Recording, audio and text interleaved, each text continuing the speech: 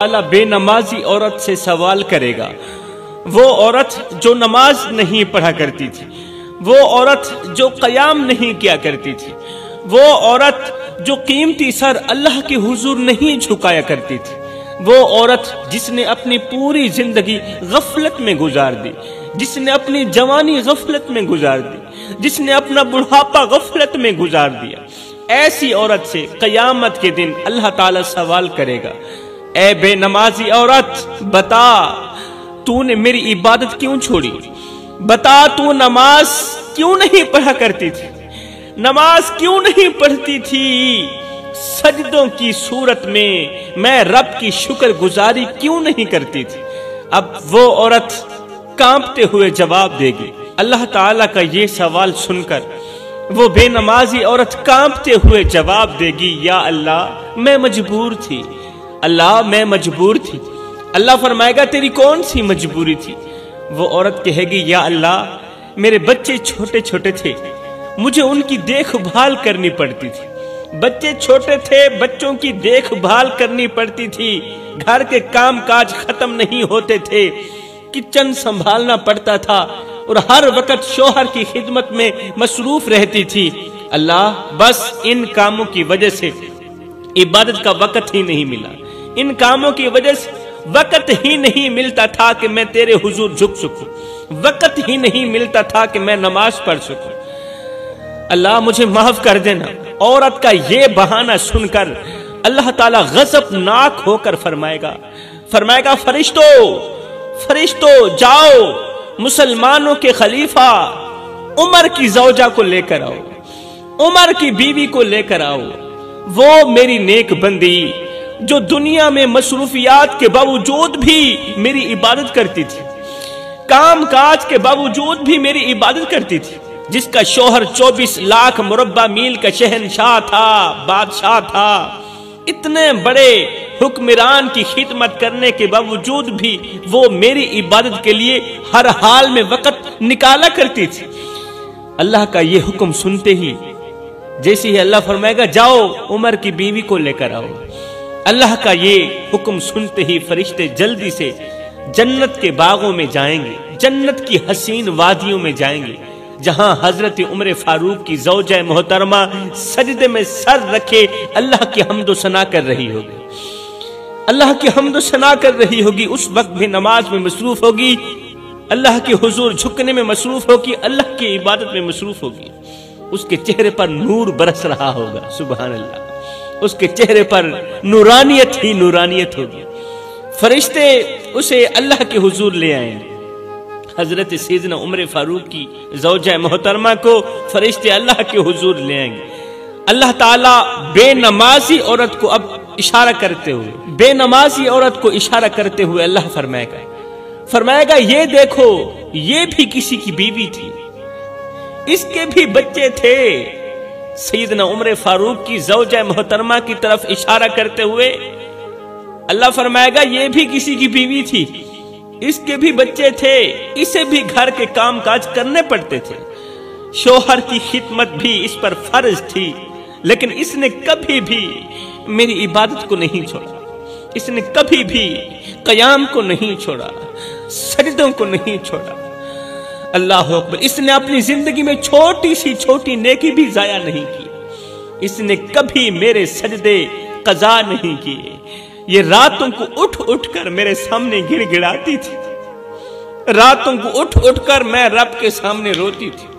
जब सारी कायनात सोई हुई होती थी ना, चरेंद परेंद इंसान हैवान, अमीर गरीब फकीर बादशाह सब सोए हुए होते थे, और एक ये ही थी जो उस वक्त भी नमाज में खड़ी होकर सजदे में गिरकर मेरे हुजूर रोती थी, गिड़गिड़ाती थी।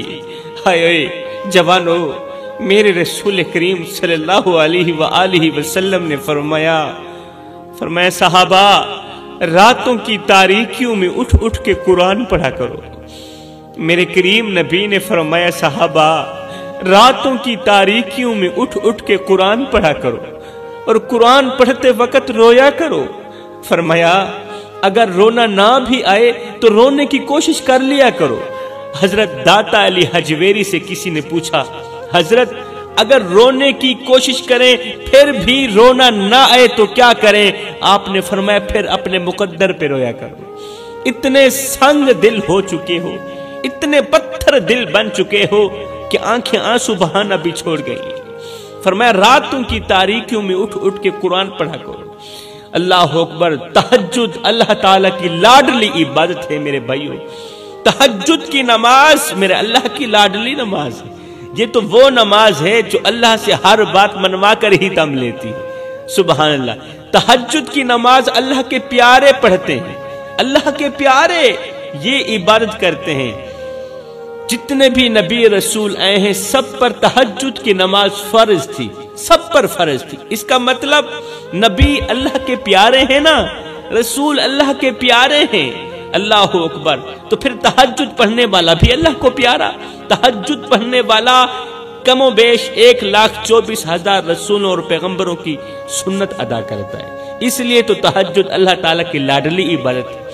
اللہ اکبر۔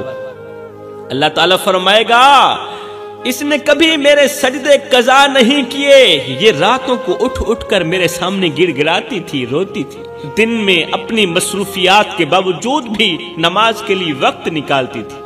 ہائے پھر کیا ہوگا؟ یہ سنتے ہی بے نمازی عورت شرمندگی سے اپنا سر جھکا لے گی، شرمندگی سے اس کی گردن جھک جائے گی۔ بے نمازی عورت کی زبان اس وقت بند ہو جائے گی، شرمندگی کی وجہ سے زبان بھی بند ہو جائے گی اور اس کی آنکھوں سے آنسو بہنے لگیں گے، آنکھوں سے خون کے آنسو بہنے لگیں گے۔ لیکن اب پچھتاوا بے سود ہوگا، کسی کھاتے کا نہیں ہوگا۔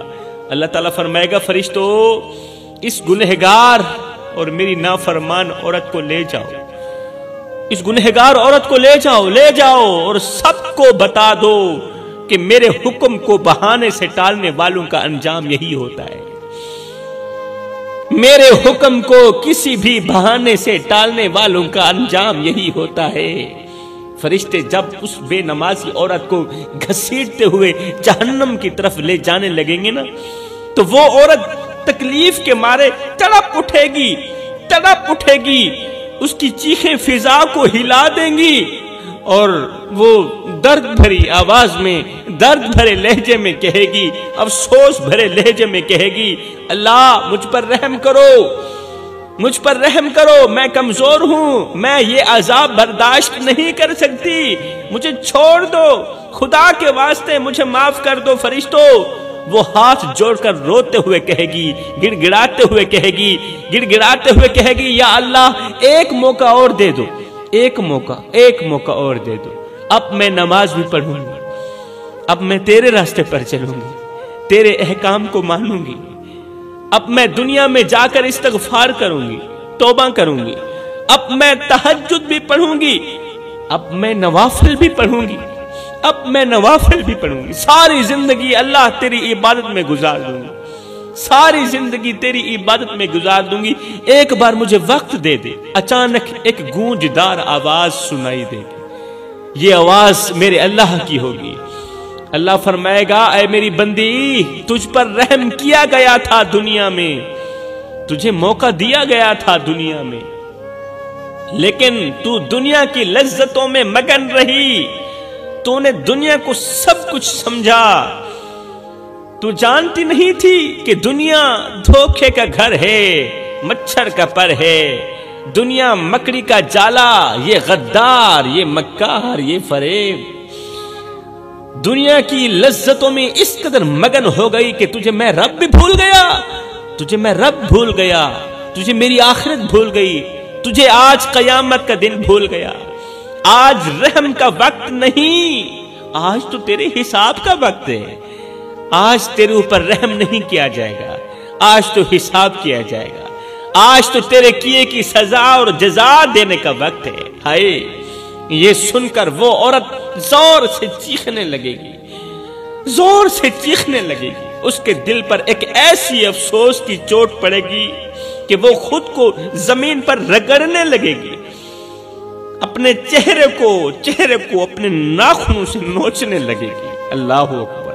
لیکن اب یہ چیخو پکار بے سود ہوگی، کسی خاطے کی نہیں ہوگی، اب اس کے رونے پر کسی کو بھی رحم نہیں آئے گا۔ اب اس کا کوئی فائدہ نہیں رونے کا، اس کی ہر چیخ اور ہر آنسو اس کے گناہوں کی گواہی دے رہے ہیں، اس کی ہر چیخ اس کے چھوٹے سے چھوٹے گناہ کی گواہی دے رہے ہیں، اس کی ہر پکار اس کے گناہوں کی گواہی دے رہے ہیں۔ جہنم کے شعلے اسے اپنی طرف کھینچ رہے ہوں گے اور وہ مایوسی کے اندھیروں میں گم ہو رہی ہوگی۔ پھر اللہ تعالیٰ کیا کرے گا؟ قیامت کے دن دوسری بے نمازی عورت کو بلائے گا، دوسری بے نمازی عورت کو بلائے گا، اس سے سوال کرے گا۔ سوال کون سا ہوگا؟ تو نے میری نماز ترک کیوں کی؟ میری عبادت سے اپنا منہ کیوں موڑا؟ میں رب کو کیوں بھلا دیا؟ وہ عورت کپ کپاتے ہوئے آنکھوں سے آنسو بہاتے ہوئے عرض کرے گی یا اللہ، میرا جو شوہر تھا نا وہ بہت ہی سخت مزاج کا آدمی تھا، بہت ہی سخت مزاج تھا میرا شوہر، اس کے جاہو جلال اور دباؤ کے آگے میری ہمت جواب دے جاتی تھی، بس اپنے شوہر کے غصے اور حکم عدولی کے ڈر سے میں تیری نماز بھول گئی تھی، شوہر کے غصے نے مجھے سب کچھ بھلا دیا، شوہر کے غصے نے مجھے تیری عبادت بھلا دی، مجھے تیری نماز بھلا دی۔ ہائے، عورت کا یہ بہانہ سن کر میرا اللہ فرمائے گا فرشتوں جاؤ فرعون کی بیوی حضرت آسیہ کو لے کر آؤ، جس نے دنیا کے سب سے ظالم شوہر کے ہوتے ہوئے بھی میری عبادت نہ چھوڑی، میری نماز نہ چھوڑی۔ اللہ اکبر۔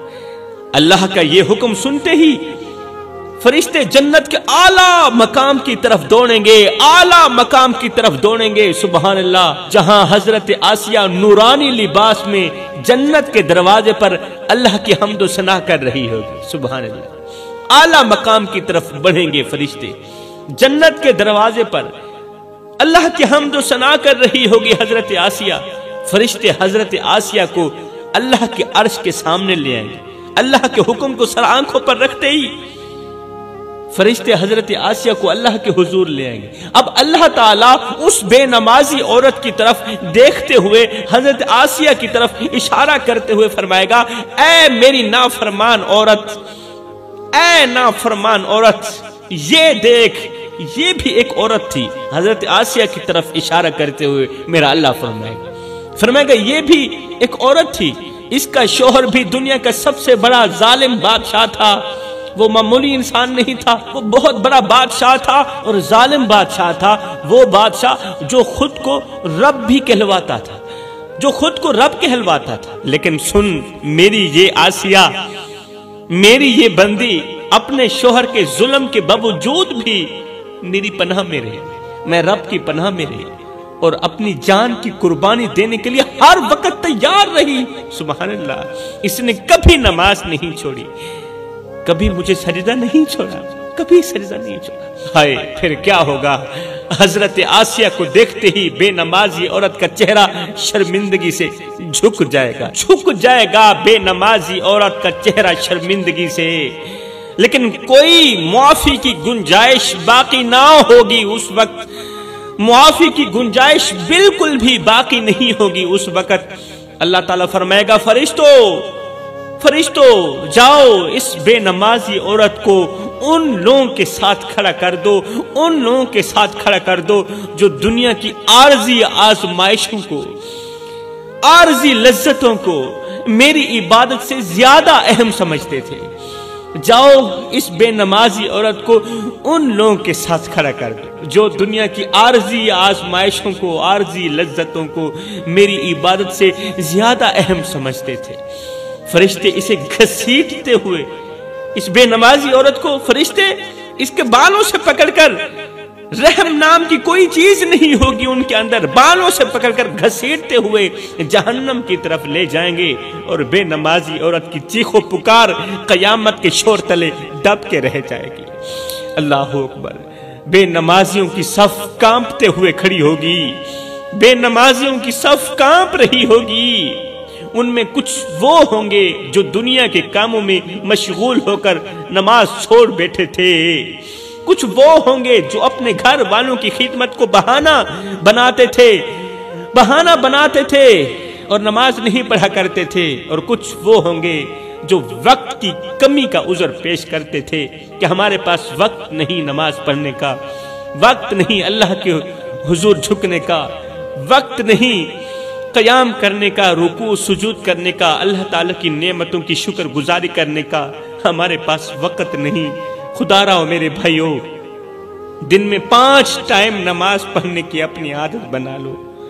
جوانوں، میں تم سے تھوڑی سی خیرات مانگتا ہوں، دن میں 5 ٹائم نماز پڑھنے کی اپنی عادت بنا لو، صرف یہ سوچ کر کے کہ ہو سکتا ہے یہ نماز تمہاری زندگی کی آخری نماز، میاں ہو سکتا ہے یہ آذان تمہاری زندگی کی آخری آذان ہو سکتا ہے تمہارا رب آخری مرتبہ تمہیں مسجد میں بلا رہا۔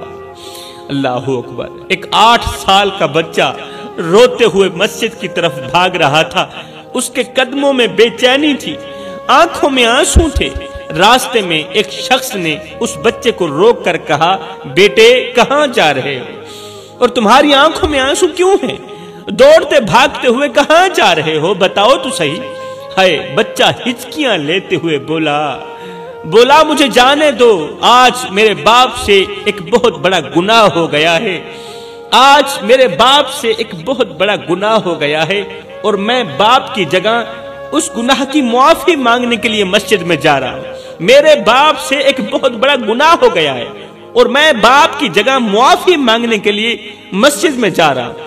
یہ سن کر وہ شخص حیرت میں پڑ گیا، حیرت سے پوچھنے لگا کہ آخر تمہارے باپ سے کون سا ایسا گناہ سرزد ہو گیا ہے جو تم اس قدر بے چین ہو؟ بچے، تیری 8 سال کی عمر ہے، 8 سال کی عمر میں تم اس قدر بے چین ہو، اور وہ اس لیے کہ تمہارے باپ سے ایک بہت بڑا گناہ سرزد ہو گیا ہے۔ بتاؤ تو صحیح کون سا گناہ ہے؟ اب بچہ اپنی آنکھوں سے آنسو صاف کرتا ہوا کہنے لگا، آج میرے باپ سے فجر کی نماز چھوٹ گئی ہے۔ بچے نے گناہ بتاتے ہوئے کہا کہ آج میرے باپ سے فجر کی نماز چھوٹ گئی ہے، مجھے سمجھ نہیں آتا کہ میرے باپ نے ایسا کون سا گناہ کیا ہوگا، میرے باپ نے ایسا کون سا گناہ کیا ہوگا جس کی وجہ سے اللہ تعالیٰ نے آج اسے سجدوں کی توفیق سے محروم کر دیا۔ آج میرے باپ کو